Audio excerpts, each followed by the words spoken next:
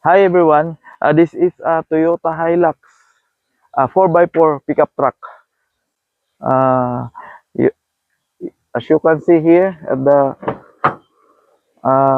passenger driver seat, uh, this is a sixta transmission, and it's very high, a very big tire.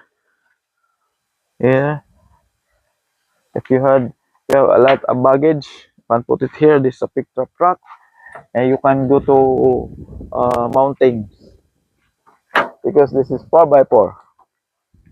If you will rent this one, if you'll go to here or you'll come here in Tacloban or Leyte, you will see this one at the airport of the Tacloban Airport. We are outside Tacloban Airport. Yes, we'll try.